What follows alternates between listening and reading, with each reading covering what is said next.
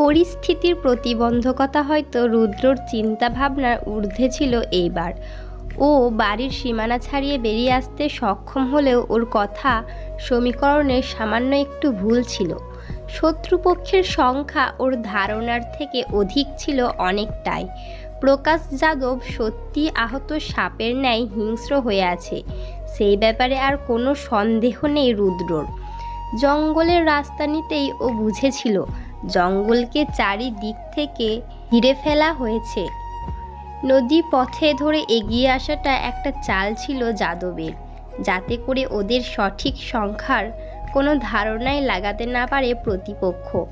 আজকের দিনে ওমবাবুর বাড়িতে যে একটা গুরুত্বপূর্ণ অনুষ্ঠান চলছে, আর সেই অনুষ্ঠানে যে সমাজের বিশিষ্ট ব্যক্তিরা উপস্থিত থাকবেন, সেই খবর আগে থেকেই জানতেন যাদব। আর এটাকেই ও নিজের মোক্ষম সুযোগ হিসাবে কাজে লাগিয়েছে।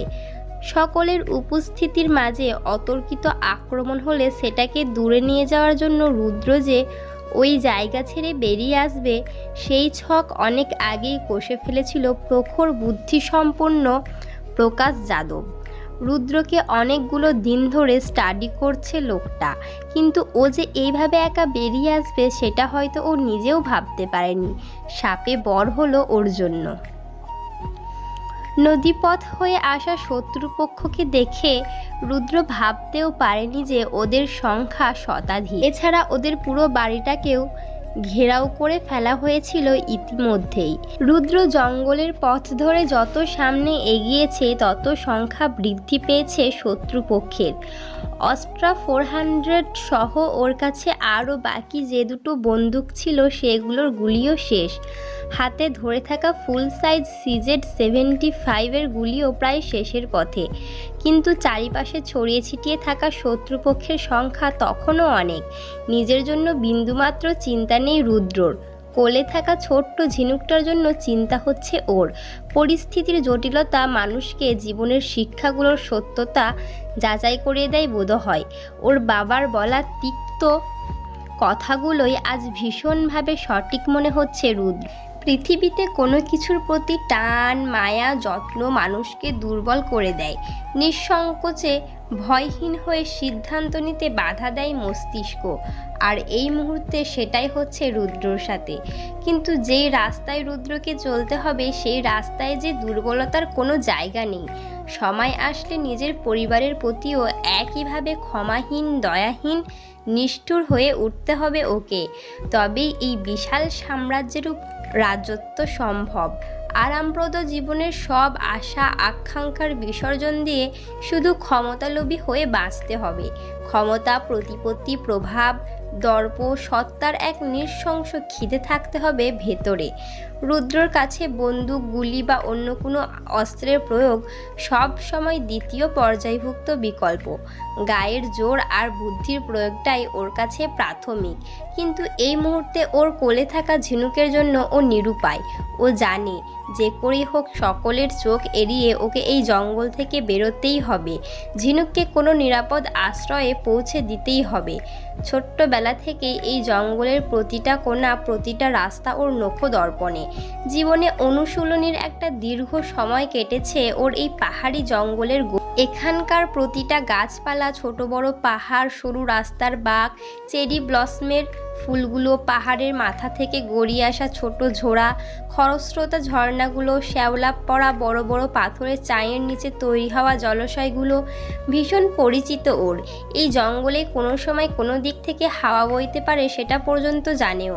কোন রাস্তা ওকে ঠিক কোন জায়গায় নিয়ে যাবে সেটাও রুদ্র ভালোভাবেই জানে। কিন্তু চারিদিকে ওত পেতে বসে থাকা বিপদের আশঙ্কা বারবার ওর চেনা পথকেই রুদ্ধ করছে। ক্রমাগত প্রতিধ্বনিত হতে থাকা গুলির শব্দে ঝিনুক এখনও গুটিয়ে আছে ওর কোলের মধ্যেই।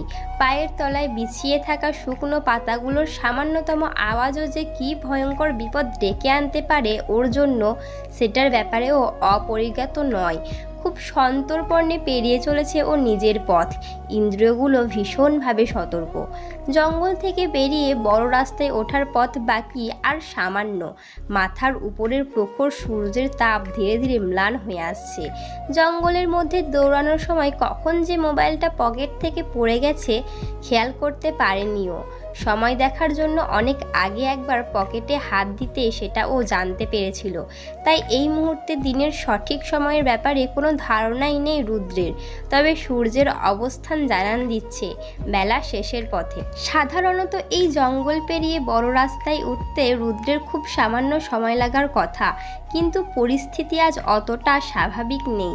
প্রাকৃতিক প্রতিকূলতার সাথে সাথে শত্রুপক্ষের তরফ থেকে অতর্কিত আক্রমণের একটা আশঙ্কা নিয়ে নিজেকে আড়ালে রেখে এই জঙ্গল পেরোতে আজ বেশ কয়েক ঘন্টা সময় লেগে যাচ্ছে ওর।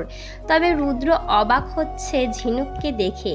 যেই মেয়েটা সারা দিন বকবক করে মাথা খারাপ করে দেয়, সেই মেয়েটাই আজ অস্বাভাবিক রকমের চুপ হয়ে গেছে। এই কয়েক ঘন্টায়ও একটা আওয়াজও করেনি মুখে। পুরো সময়টা ছোট্ট দুটো হাতে শক্ত করে রুদ্রর গলা জড়িয়ে ধরে চুপ করেছিল। খাবার জলবিহীন শরীরটা ধীরে ধীরে ক্লান্ত হয়ে পড়ছে রুদ্রর। মানসিক চাপের কারণে শক্তিক্ষয়ের পরিমাণটাও হয়তো আজ বেশি। চলতে চলতে হঠাৎ দাঁড়িয়ে পড়ল রুদ্র। পাশেই কোথাও জল পড়ার শব্দ শোনা যাচ্ছে। চারিপাশ ভালো করে তাকিয়ে দেখলো ও একবার। কাছেই একটা ছোট্ট ঝোড়া আছে। ও জানে এখন একটু জল ওর ভীষণ দরকার। ঝিনুক?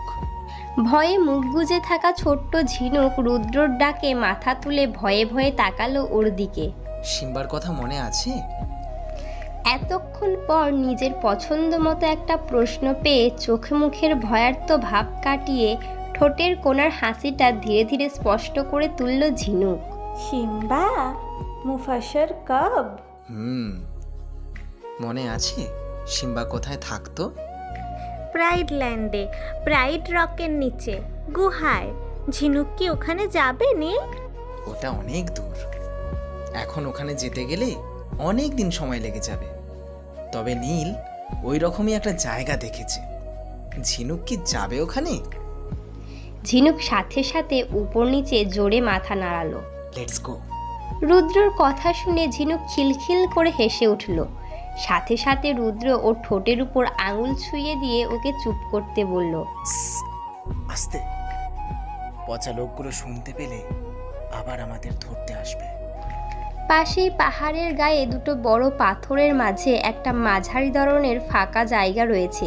সেটা রুদ্র জানে এই মুহূর্তে ঝিনুককে নিয়ে ওই জলাশয়ের দিকে যাওয়া সম্ভব না ওর পক্ষে, কারণ ওই জলাশয়ের দিকেই যাদবের বেশ কিছু লোকদের যেতে দেখেছে রুদ্র। ওর বন্দুকের এই সামান্য কটা গুলি নিয়ে ওদের মোকাবিলা করা এক প্রকার অসম্ভব, আর ঝিনুককে কোলে রেখে অন্য কিছু করাটাও সম্ভব না। পাহাড়ের গায়ের এই ফাঁকা জায়গাটা লোকচক্ষুর আড়ালে, বাইরে থেকে চট করে দেখা যায় না।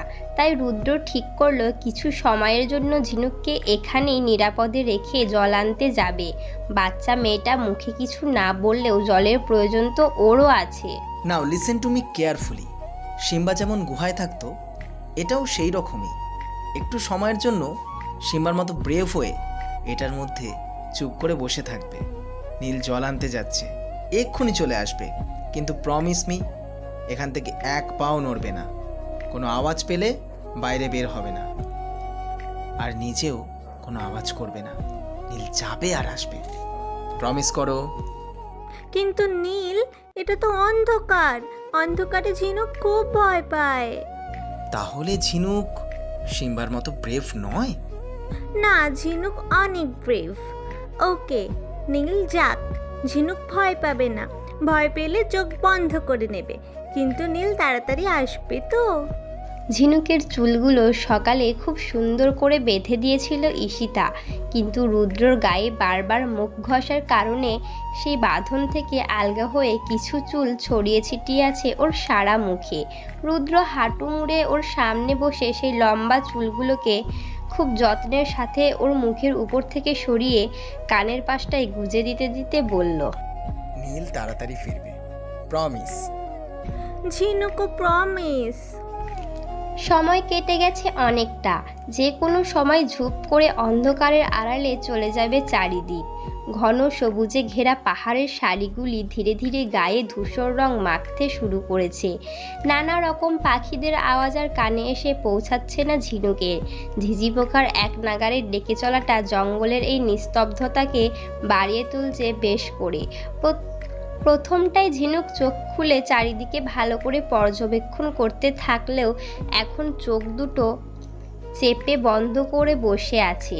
গাছের উপর থেকে একটা শুকনো ডাল খুলে নিচে শুকনো পাতার উপর ঝপ করে পড়তেই ভয় পেয়েছিল ছোট্ট মেয়েটা।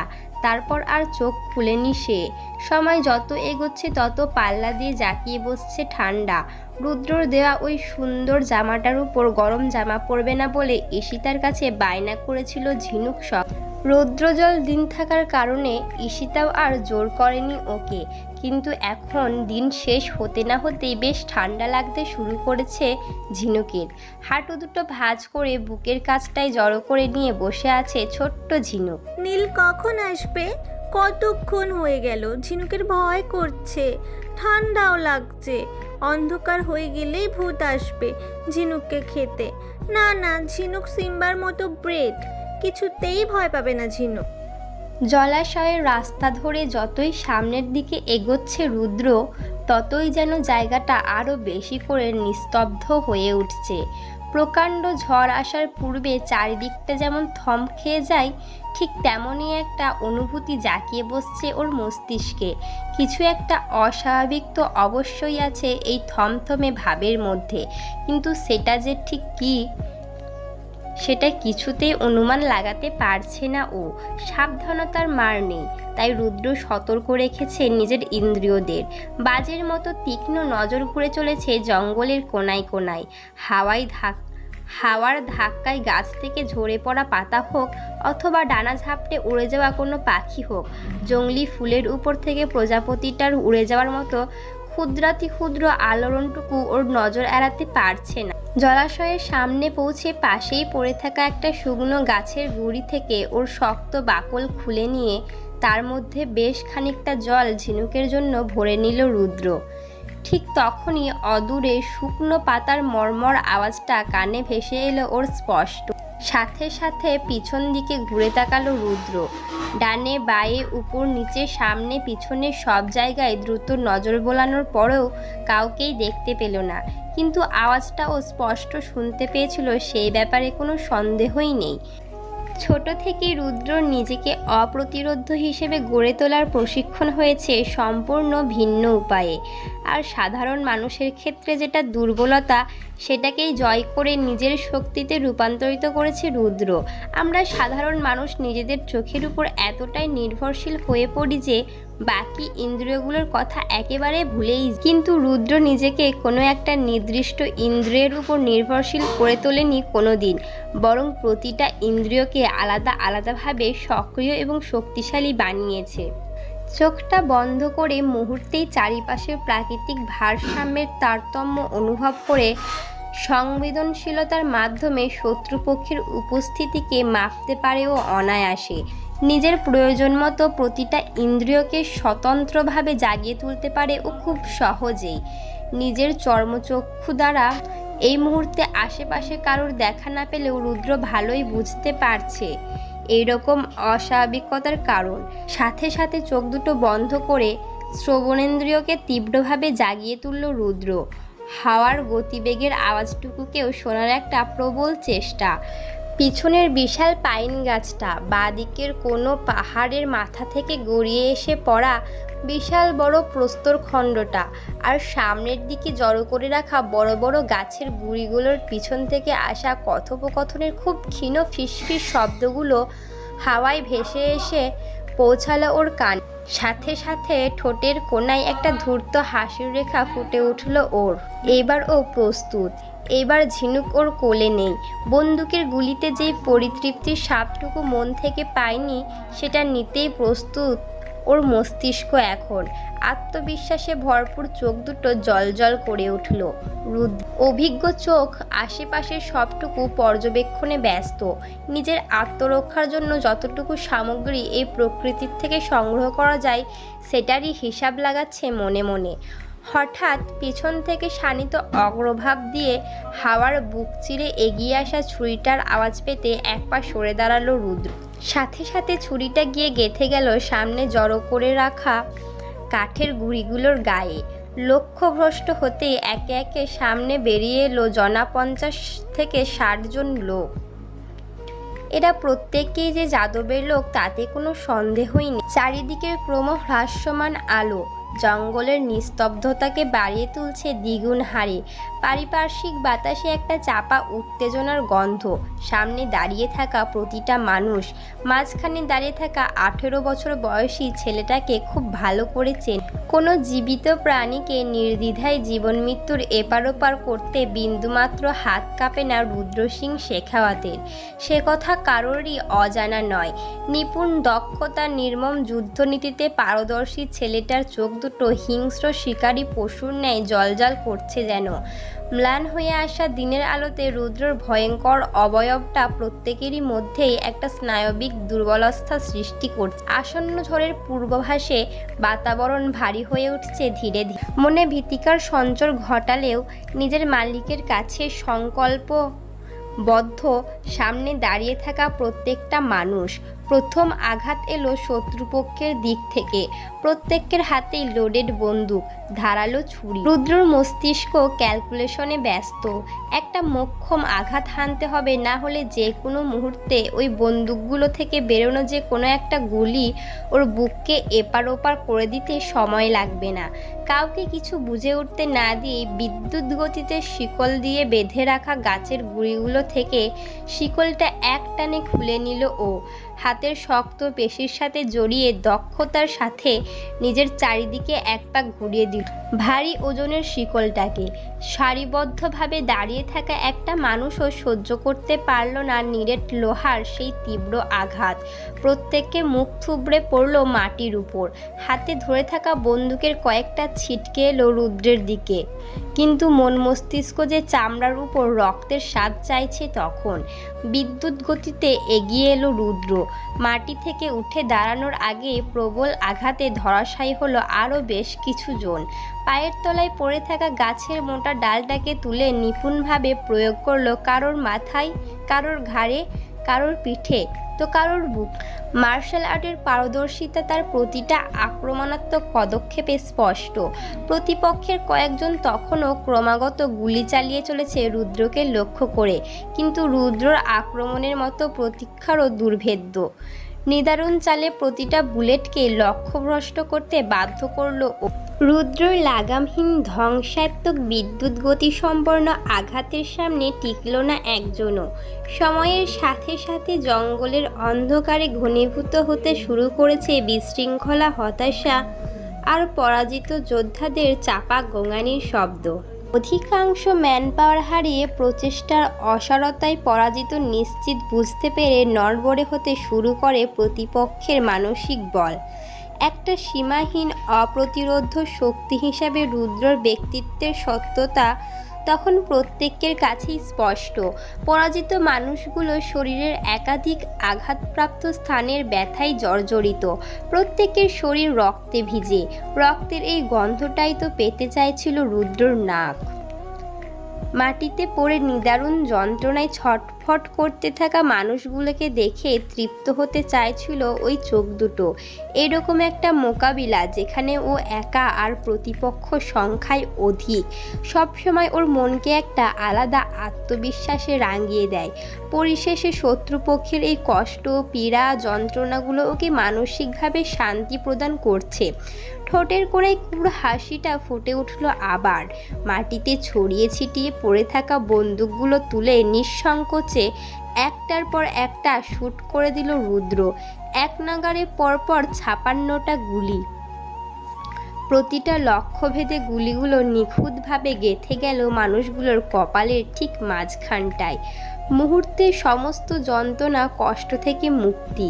জঙ্গলের এই অংশটা নিমিষে পরিণত হলো শ্মশানে। নীল, নিঝুম পাহাড়ের নিস্তব্ধতায় ভাঙন ধরিয়ে আওয়াজটা স্পষ্ট কানে এসে পৌঁছালো রুদ্র। চারিদিকে অন্ধকার নেমেছে দেখে রুদ্র দ্রুত পা চালিয়ে আসছিল ঝিনুকের দিকে। অন্ধকারকে ঝিনুক খুব ভয় পায়, এটা ও জানতো ওকে যত তাড়াতাড়ি সম্ভব ঝিনুকের কাছে পৌঁছাতে হবে। কিন্তু এর মধ্যেই অরণ্যের নীরবতা ছিন্ন করে ঝিনুকের এই ভয়ার্ত আর্তনাদ ওর পদবিক্ষেপের গতিকে বাড়িয়ে দিল। হাতে ধরে থাকা জলের জায়গাটা ফেলে দিয়ে দৌড়ের গতি বাড়ালো রুদ্র। ঝিনুকের এইভাবে চিৎকার করার কারণটা বুঝতে পারল না ও, কিন্তু সেই চিৎকারও কেবলমাত্র একবারই শুনতে পেল। যেই বিপদ সারা জঙ্গল জুড়ে ছড়িয়ে আছে তার বিন্দুমাত্র আঁচও ছোট্ট ঝিনুকটা সহ্য করতে পারবে। কিন্তু এই মুহূর্তে ঝিনুকের অতর্কিত আর্তনাদ শুনে ওর কাছে সেই বিপদের উপস্থিতি নিয়ে নিশ্চিত হতে পারছে না রুদ্র। পরিণতির কথা ভেবে আতঙ্কগ্রস্ত হতে শুরু করেছে রুদ্রের মন মস্তিষ্ক। ঊর্ধ্বশ্বাসে ছুটে আসায় বুকের বাঁ দিকটায় তৈরি হওয়া নিঃশ্বাসের ঘাটতিটুকু কাটিয়ে ওঠার সুযোগ পেল না রুদ্র। সামনে তাকিয়ে দেখল দুটো পাথরের মাঝের ফাঁকা অংশটুকু পুরো খালি পড়ে আছে। ঝিনুক কোথাও নেই। মিশকালো অন্ধকারের বুকে টিমটিম করে জ্বলছে শতাধিক জোনাকি। তাদের আলোতেই রুদ্র সেই ফাঁকা অংশটাকে স্পষ্ট দেখতে পাচ্ছে। ঝিনুক, ঝিনুক! দৌড়ে আসার কারণে হৃদস্পন্দন ইতিমধ্যেই লাগাম ছাড়া হয়ে উঠেছিল ওর। কিন্তু এখন ঝিনুকের কোনো খোঁজ না পাওয়ার তার গতি যেন আরও বেশি করে নিয়ন্ত্রণের বহির্ভূত হতে শুরু করলো। এরকম একটা অনুভূতি রুদ্র এর আগে কোনো দিন অনুভব করেনি। ভয়, আতঙ্ক, এইগুলো কী জিনিস তার স্বাদ মন মস্তিষ্ক কোনো দিন চোখে দেখেনি। কিন্তু এখন এই মুহূর্তে একটা অস্বস্তি, একটা তীব্র বিচলন ভাব যেন জাপটে ধরছে ওকে। তীক্ষ্ণ চোখের সতর্ক দৃষ্টির নিশাচর প্রাণীর ন্যায় অন্ধকারেই খুঁজে চলেছে ছোট্ট ঝিনুকের উপস্থিতি। কিছুক্ষণ আগেই হাওয়ায় ভেসে আসা আর্তনাদটা ঠিক এইখান থেকেই এসেছিল সেটা রুদ্র জানে। তার মানে ঝিনুক একটু আগেও এইখানেই ছিল। তাহলে ও কোথায় গেল? ঝিনুক, লুক! ঝিনুক, ঝিনুক কোথায় তুমি? রুদ্রর চিৎকার নির্মল অরণ্যের নিস্তব্ধতাকে চিরে দিয়ে সামনের মিশকালো দুর্ভেদ্য অন্ধকারের গ্রাসে কোথায় যেন হারিয়ে গেল। কিছু মাইক্রোসেকেন্ড সময়ের ব্যবধানে দূর পাহাড়ের গায়ে প্রতিধ্বনিত হয়ে আবার ফিরে এলো ওর কাছেই। কিন্তু ঝিনুকের আওয়াজ আর পেল না ও। কিছু একটা জিনিস হারিয়ে ফেলা, কোনো একটা কঠিন লড়াই হেরে যাওয়ার মতো তিক্ত একটা অনুভূতি জাঁকিয়ে বসেছে ওর ভিতর। ধীরে মস্তিষ্কের দিকে ছুটে চলা রক্ত প্রবাহের গতি ক্রমশ ত্বরান্বিত হচ্ছে। গলার কাছটা যেন কিছু একটা দলা পাকিয়ে আটকে আসছে। ভয়, হ্যাঁ ভয়, এটার নামই ভয়। আত্মবিশ্বাস ক্রম হ্রাসমান দিকটাকে খুব ভালোভাবে অনুভব করতে পারছে রুদ্র। আজ এইখানে ঝিনুকের যদি কোনো রকম বিপদ হয়ে গিয়ে থাকে তাহলে ও নিজেকে কিছুতেই ক্ষমা করতে পারবে না। ড্যাম! ঝিনুক, হোয়ার আর ইউ? ঝিনুক! ওয়েল, ঝিনুক নীল, নীল ঝিনুক, ব্যাপারটা কিন্তু দারুণ। সেই যখন থেকে একে পেয়েছি তখন থেকে এ শুধু নীল নীল করে যাচ্ছে। আর এখন লুক অ্যাট ইউ, তুমিও ঝিনুক ঝিনুক করে যাচ্ছ। রুদ্রনীল সিং শেখাওয়াত কি তাহলে শেষ পর্যন্ত সব ছেড়ে ছুড়ে একটা বাচ্চাকে অ্যাডপ্ট করলো? ইন্টারেস্টিং। রাজেন্দ্র শেট্টি, প্রকাশ যাদবের ডান হাত যাকে বলে। যাদবের ছোট থেকে বড় সব রকমের কাজ একমাত্র রাজেন্দ্রের পরিচালনায় হয়। কোনো রক্তের সম্পর্ক না থাকলেও যাদবের কাছে রাজেন্দ্র নিজের ছোট ভাইয়ের মতোই। যাদবের বিশ্বাস, এক্সপেকটেশনের একমাত্র জায়গা রাজেন্দ্র শেট্টি। ওর পাশেই শক্ত করে হাত পা মুখ বাঁধা অবস্থায় দাঁড়িয়ে আছে ঝিনুক। রুমালের টুকরোটা এত শক্ত করে ঝিনুকের মুখে বেঁধে দিয়েছে যে ওর পুরো মুখটা লাল হয়ে গেছে। চোখ দুটো দিয়ে অঝরে জল ঝরে পড়ছে, হয়তো ব্যথায়। ঝিনুক! রুদ্রকে দেখে হাত পা বাঁধা অবস্থাতেই ঝিনুক ছটফট করতে শুরু করে দিল। সাথে সাথে রাজেন্দ্র শক্ত হাতে ওর লম্বা চুলগুলোকে টেনে ধরল জোরে। এই একদম চুপ! সালা যখন থেকে এসছি তখন থেকে শুধু খালি নীল নীল নীল করে মাথা খারাপ করে দিয়েছিস। হাতটা দেখি জোরে কামড়ে পর্যন্ত দিয়েছিস। আর বেশি নাড়াচাড়া করলে না একেবারে শান্ত করে দেব। ঝিনুকের মাথার কাছটায় রাজেন্দ্রর বন্দুকের নলটা দেখে রুদ্রর ভিতর ক্রোধের আগুন দাউ দাউ করে জ্বলে উঠল। যে ছোট্ট মেয়েটাকেও সবসময় এই নিষ্ঠুর কার্যকলাপগুলোর থেকে আড়ালে রাখার চেষ্টা করেছে, আজ সেই অন্ধকারের থাবা ওর উপর পড়তে দেখে রুদ্র নিজেকে আর ঠিক রাখতে পারছে না। মুহূর্তে ওর চোখ মুখের রং বদলাতে শুরু করেছে। এক গভীর ঘন অন্ধকারের আধিপত্য বিরাজ করতে শুরু করেছে ওর চেহারায়। ভুরুজোড়া ধীরে ধীরে কুঞ্চিত হয়ে একটা আরেকটার সাথে মিশছে। হিংস্র সিংহের ন্যায় চোখের দৃষ্টি। মুহূর্তে যে কোনো কারোর বুকে একরাশ হিমশীতল বাতাস বইয়ে দিতে সক্ষম। কপালের উপর জেগে ওঠা মোটা শিরাটা, শক্ত হয়ে ওঠা গলার চোয়াল, দাঁতের উপর বসে যাওয়া দাঁতগুলো, হাতের শক্ত মুঠো, টান টান হয়ে থাকা হাতের পেশি, আর তার উপর জেগে থাকা শিরা উপশিরাগুলো ওর ভিতরের সীমাহীন নিয়ন্ত্রণ বহির্ভূত ক্ষোভের জানান দিচ্ছে স্পষ্ট। এই মুহূর্তে ঝিনুক যদি ওই বন্দুকের নলের আগায় দাঁড়িয়ে না থাকতো, তাহলে হয়তো ওই রাজেন্দ্রর মাথাটাই ধর থেকে টেনে ছিঁড়ে আলাদা করে দিত রুদ্র। হঠাৎ গগন বিদারী হুঙ্কারে কেঁপে উঠল এই প্রস্তর ভূমি। Rajendra, leave her. আসল পুরুষের মতো একটা পুরুষের মুখোমুখি দাঁড়া। একটা বাচ্চা মেয়ের মাথায় বন্দুক ঠেকিয়ে নিজেকে কাপুরুষ প্রমাণ করিস না।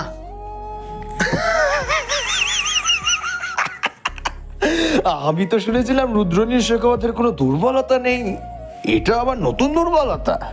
এই যে লিটল গার্ল, ব্যথা করছে। সাথে সাথে উপর নিচে মাথা নাড়ালো ঝিনুক, সাথে কান্নার গোঙানিও বৃদ্ধি পেল।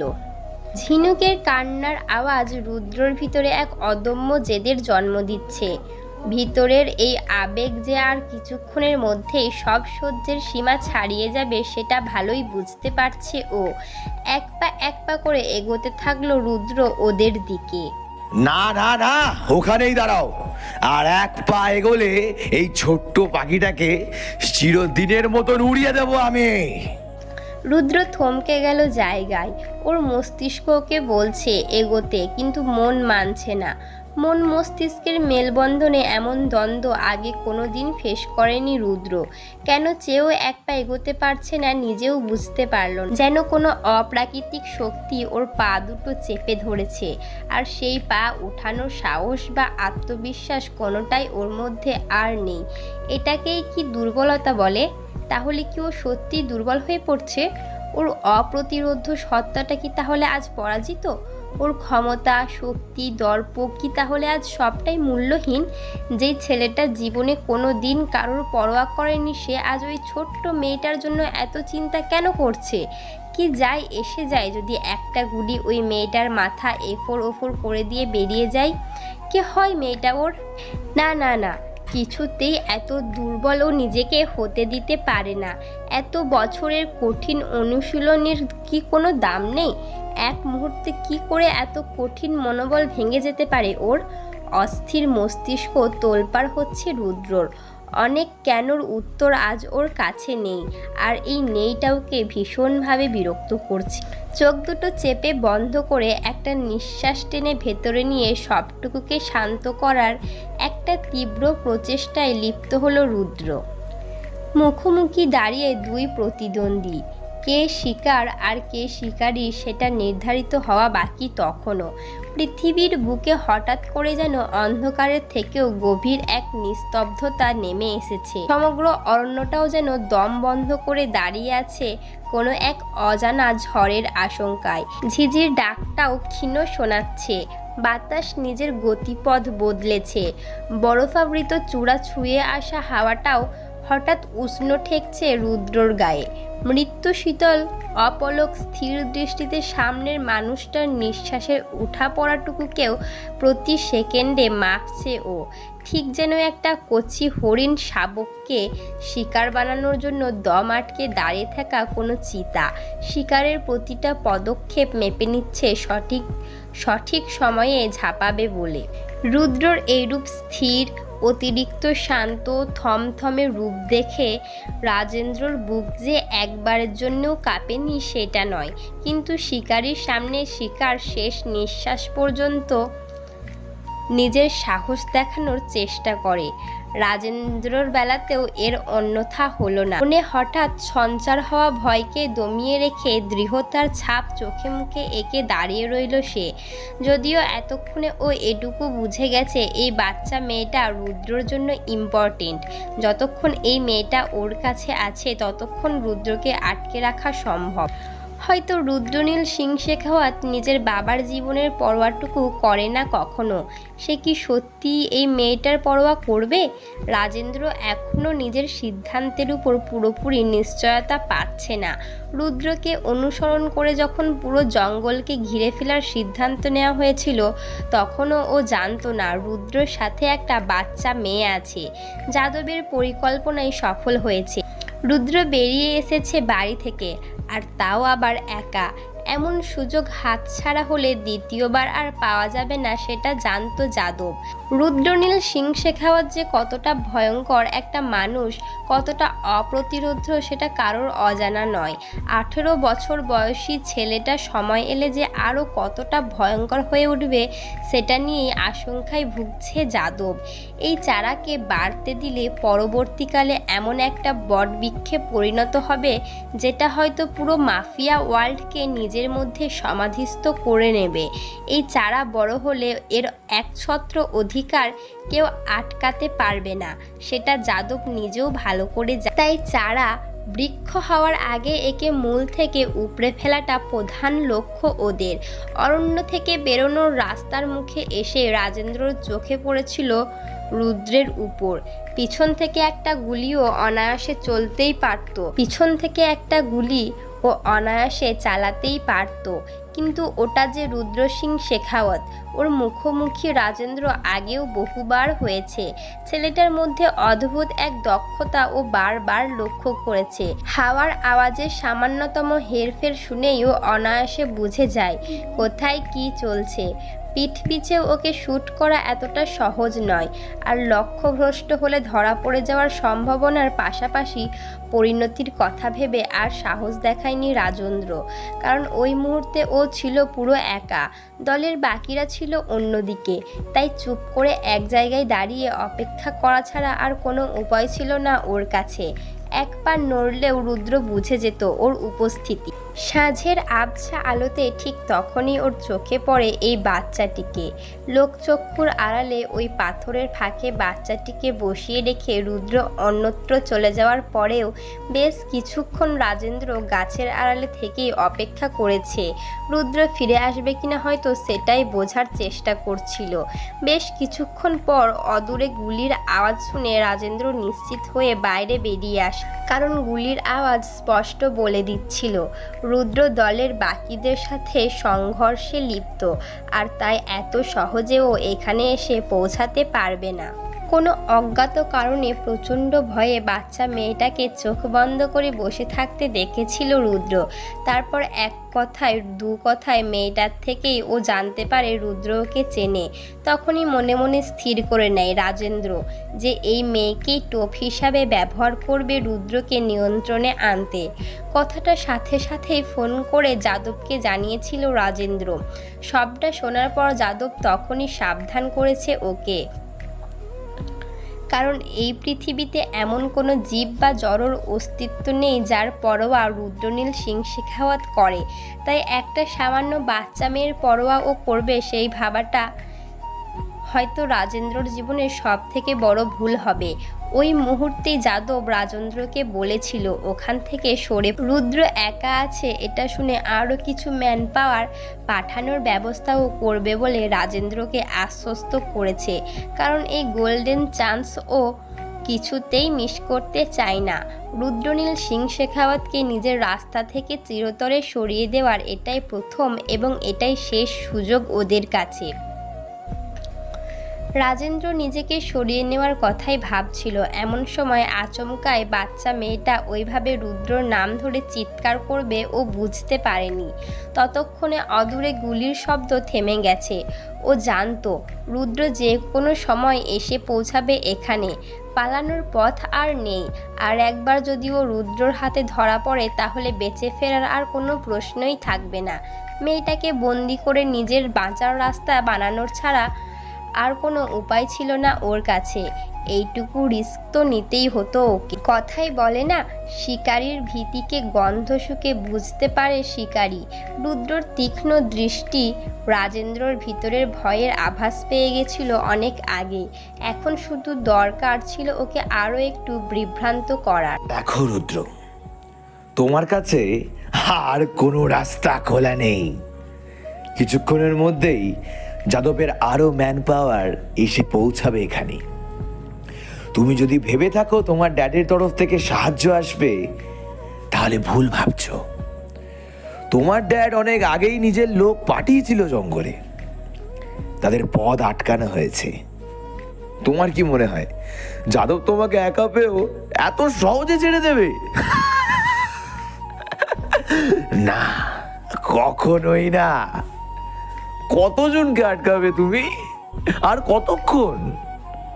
ভালোই ভালোই স্যারেন্ডার করে দাও আমাদের কাছে, আর আমি বাচ্চাটাকে ছেড়ে দেব অক্ষত অবস্থায়। যত জেদ করবে তত এর শাস্তি বাড়বে। রাজেন্দ্রর কথায় বিন্দুমাত্র হেলদোল লক্ষ্য করা গেল না রুদ্রর মধ্যে। ও একই রকম স্থির হয়ে দাঁড়িয়ে তাকিয়ে রইল রাজেন্দ্রর দিকে।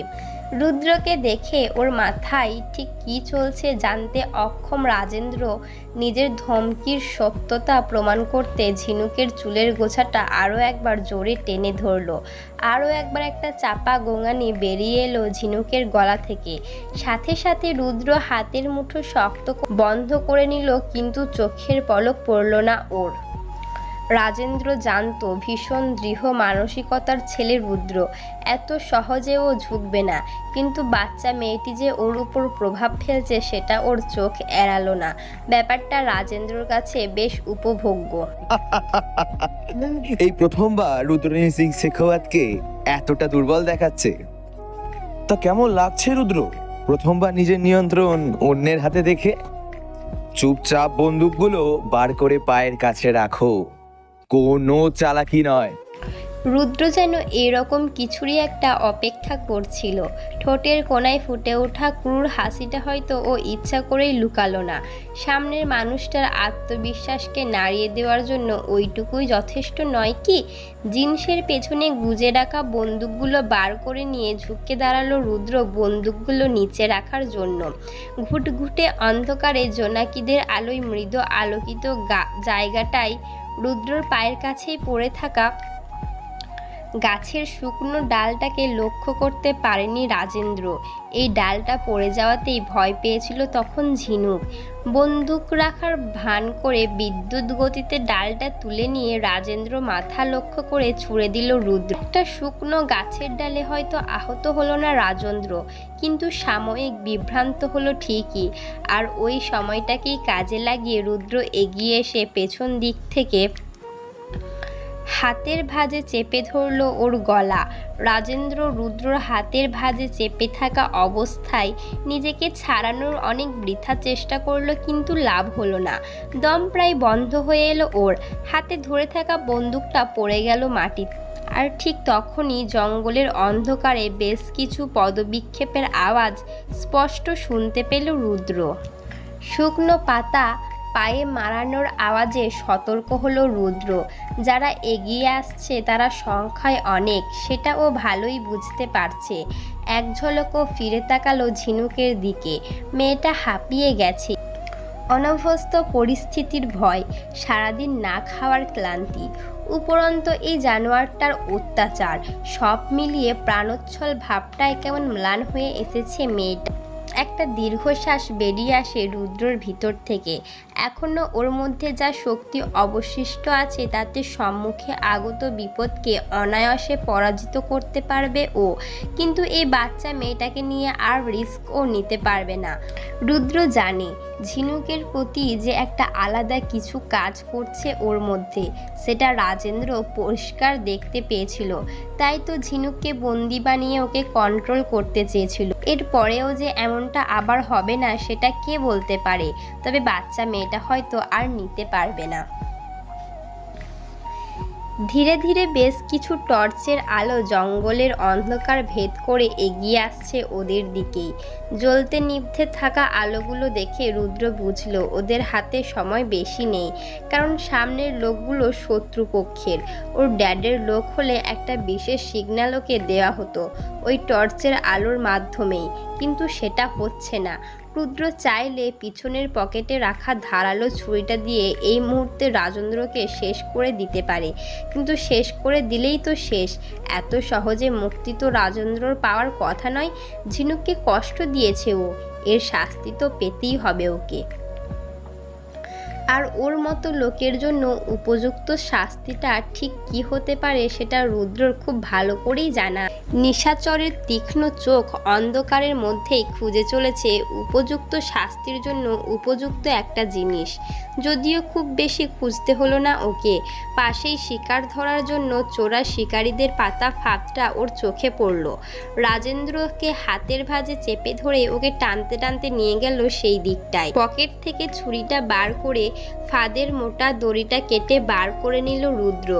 যেই রুমালটা দিয়ে ঝিনুকের মুখটা শক্ত করে বেঁধে দিয়েছিল রাজেন্দ্র, সেই রুমালটাকেই দলা পাকিয়ে ওর মুখের মধ্যে ঠেসে দিল, যাতে আওয়াজ করতে পারলেও কথা বলতে না পারে ও।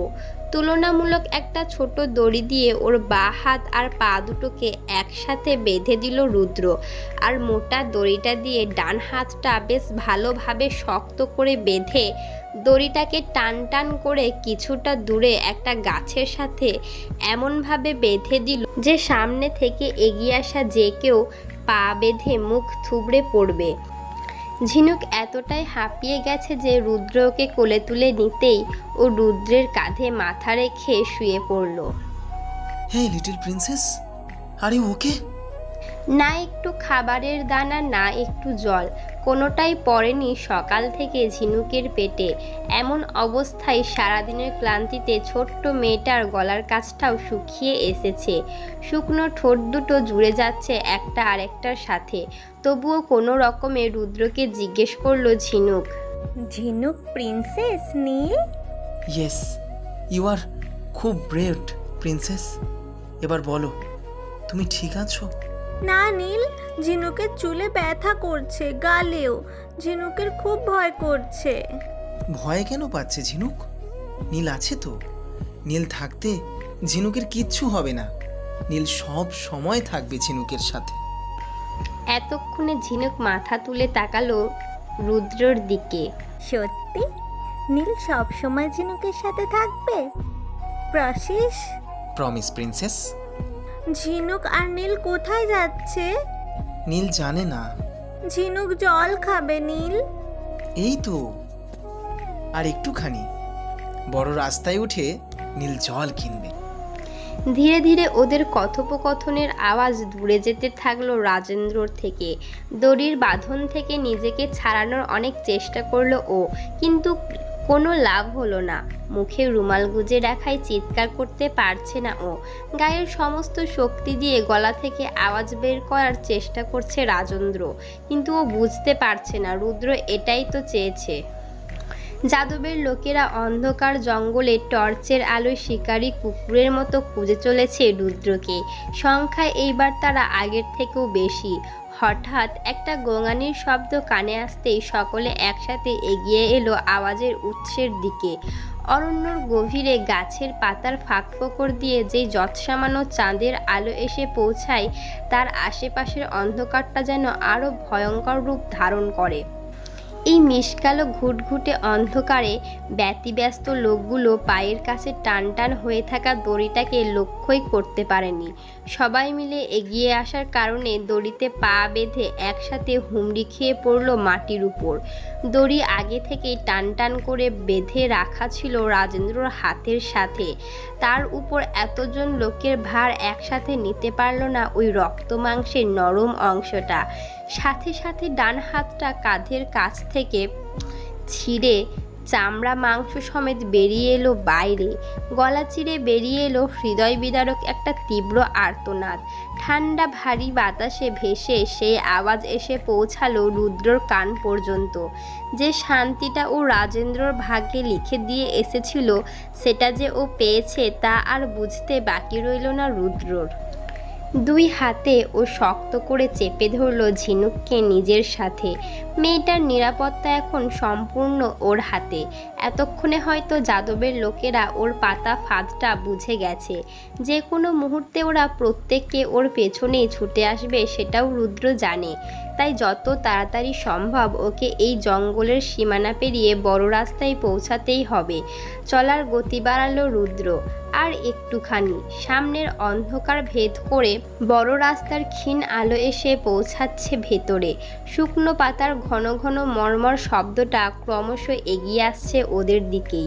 আর দেরি করল না রুদ্র। ঝিনুক, নীলকে শক্ত করে ধরবে।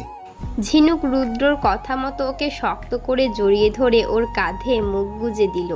আর পিছন ফিরে দেখেনি রুদ্র। ক্লান্ত শ্রান্ত পা দুটো এসে থামলো একেবারে বড় রাস্তার মুখটায়। রাত নামলেই পাহাড়েই নেমে আসে এক অদ্ভুত নিস্তব্ধতা। আশপাশ থেকে ছুটে আসা ঠান্ডা হাওয়া জাপটে ধরতে চায় প্রাণের অবশিষ্ট স্পন্দনটুকুকে। কোলে থাকা ঝিনুক যে ঠান্ডায় কাঁপছে সেটা বুঝতে পারল রুদ্র। অস্বাভাবিক কিছুই নয়, রাতের সাথে পাল্লা দিয়ে নামছে তাপমাত্রার পারদ। পিছনে শুকনো পাতার উপর পায়ের শব্দ থামেনি তখনও। কিছুটা সামনে কয়েকটা ট্রাক লোড হচ্ছে চেরাই কাঠে, হয়তো শহরে যাবে। এই মুহূর্তে রুদ্রপ্রয়াগের গাড়ির খোঁজ করা সম্ভব নয় রুদ্রর পক্ষে। যে করে হোক এখান থেকে পালাতে হবে ওকে। হ্যাঁ, এটাই নিয়ম ওদের কাজের। বিপদের মোকাবিলা করা সম্ভব নয় বুঝতে পারলে পালানোটাই বুদ্ধিমানের কাজ। পালানোর মধ্যে কোনো কাপুরুষতা নেই, কিন্তু মিথ্যে সাহস দেখিয়ে বিপদের মুখে নিজেকে ছুড়ে দেওয়াটাকে বোকামি বলে। এমনটাই শিখিয়েছেন ওমবাবু রুদ্রকে। সময় আসলে লুকিয়ে পালাতেও হবে। দূরেরটা ভেবে নিজেকে বাঁচিয়ে রাখাটা প্রধান লক্ষ্য। জীবন থাকলে রাজত্ব ফিরে পেতে কতক্ষণ। পিছনে ছুটে আসা শয়ে শয়ে লোকগুলোর প্রত্যেকের কাছে যে পরিমাণ আগ্নেয়াস্ত্র আছে সেগুলোকে মোকাবিলা করা এই মুহূর্তে ওর পক্ষে সম্ভব নয়। তাই এখন ঝিনুকের সাথে এই জায়গা থেকে চলে যাওয়াটাই সঠিক সিদ্ধান্ত বলে মনে করল রুদ্র। আশেপাশের মানুষজনের মধ্যে কে বিশ্বস্ত আর কে নয় এটাই এখন সব থেকে বড় প্রশ্ন। তাই নিজের পরিচয়টা আপাতত গোপন রাখাটাই উচিত হবে বলে ঠিক করল রুদ্র। ট্রাক বোঝাইয়ের কাজে ব্যস্ত লোকগুলোর চোখ এড়িয়ে একদম পিছনের ট্রাকটায় নিজেকে আড়াল করে উঠে বসলো রুদ্র। দেখলো ঝিনুক ঘুমিয়ে গেছে। একটু নিশ্চিন্ত হলো ও। মেয়েটা জেগে থাকলে যে আবার প্রশ্নের ঝুড়ি খুলে বসবে। হ্যালো বন্ধুরা, পরবর্তী পার্ট খুব তাড়াতাড়ি আসবে, তো সবাই অপেক্ষায় থাকো। আর চ্যানেলটি যারা এখনো সাবস্ক্রাইব করোনি তারা পরবর্তী পার্ট দেখার জন্য চ্যানেলটি সাবস্ক্রাইব করে রেখো। ধন্যবাদ সবাইকে, আমাদের সাথেই থেকো।